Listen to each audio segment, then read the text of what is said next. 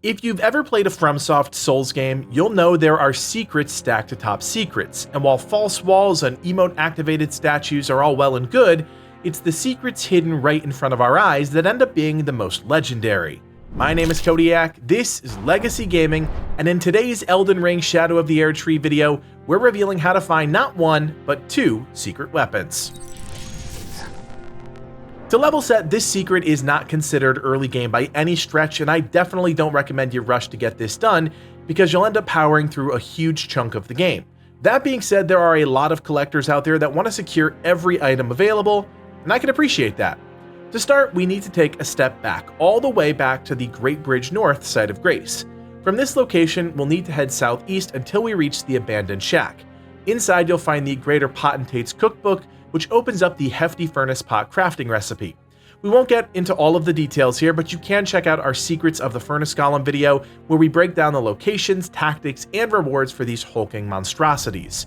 With the crafting recipe unlocked, you should be able to craft a hefty furnace pot using materials you found elsewhere in the world.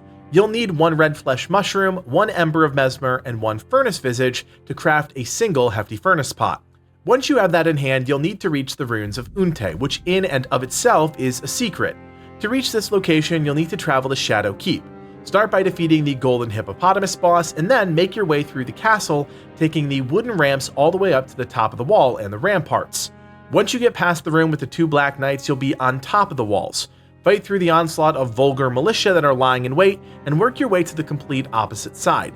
There, you can take a ladder down to a watery area. Work your way along the small ledge until you get to another ladder and go ahead and descend down that as well. Grab the Domain of Dragons painting there if you'd like, and then turn around and face this inconspicuous wall. Give it a whack and it'll reveal a secret opening. Continue to move through the passageways until you reach a lone coffin. Interact with it and a short cinematic will play a la the base game. When that moment has passed, you'll be in a new part of the world, our destination, the Ruins of Unte. Next, you'll want to head straight towards the inactive furnace golem that's resting against the ruins. This is where you'll need your hefty furnace pot, which you'll want to toss into the basket of the enemy. It'll activate and then you'll need to kill it. Luckily, this is an unarmored version of that furnace golem, so you can whack away at its legs. Once defeated, you can move through the opening that it was blocking, and a short distance away is the stone sheathed sword. This weapon by itself isn't that impressive, but it does have potential, and now you have to make a decision. Our next objective is to find hidden altars, places of power that will transform this simple sword into a weapon of immense magical power. You must choose though, do you want to embrace the power of the light or the power of darkness? I think most people already know which way they lean, and so for the purposes of this video, we will show you both locations. To find the Altar of Shadow, you need to head to the Fog Rift Catacomb located here. Progress through the entire dungeon until you reach this massive room with the ceiling-mounted spike trap. You should be familiar with this by now, so it should be relatively easy to avoid. Reach the other end of the room, clearing out any enemies in your way. Next, stand on the railing on the platform and wait for the spikes to come crashing down. You'll notice a small alcove in the trap that you can jump into. Ride that track all the way up to the top and you can jump off and pick up the Ash of War Blink Bolt. Wait for the trap to go back down to the ground and then jump on the top of the spike trap and run to the opposite side of the room. On the right side is a room and the secret altar. By interacting with it, you can convert your stone-sheathed sword into the Sword of Darkness. Of course, if you do that, you won't be able to use the other secret altar and obtain the Sword of Light, so just keep that in mind. This requires 14th strength, 11 dexterity, and 24 faith to wield, and has a D strength scaling, E dexterity scaling, and E faith scaling. At level 10, you can see that scaling jumps up a bit to C strength, D dexterity, and D faith. The weapon also has the unique skill Darkness, which sends out a ring of magic around the player. It won't effectively hit enemies in direct melee range, but it's rather good at keeping enemies at bay because of the way the circle expands outward, which could be useful in the right situation. To get the Sword of Light, we need to find the hidden altar in the ancient ruins of Rao, which can be a bit challenging to navigate. The area we need to go to is only accessible from Shadow Keep, so we're heading back there once again. This time we need to progress through the entire dungeon until we reach the Specimen Storehouse first floor. From the site of Grace, take the left and you'll use the lift to take that down to some more castle ramparts. Watch out for the fire mage down here, as it'll absolutely rip you to shreds if you're not careful. Once defeated, you'll be able to head into the ancient ruins, one step closer to our destination. Now this area is massive, but you're on the upper level, which is important.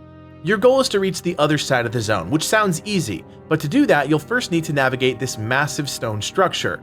The key is to find the Spirit Spring. Once you drop down, you'll want to look for the exit that takes you out into a waterway. From here, you can maneuver around the backside of the waterfalls until you reach a site of grace in the middle of the zone. Once you do that, cross the bridge and drop down so you can head up to where the furnace golem is waiting. I chose to kill it, but you can do whatever feels right for you. If you choose to run past it, head across the water and over to the back left corner of the arena. There you'll find an opening and another site of grace. This is where we want to be, and from this point on you can head up the stairs and through the building until you reach another outdoor area with a few horned warriors. Move through this until you reach another building and some of those nasty insect casters. Move through this the best you can and reach the other side. This is our destination, and you're just one hidden bridge away from the Sword of Light. Look across the gap at the tower construct.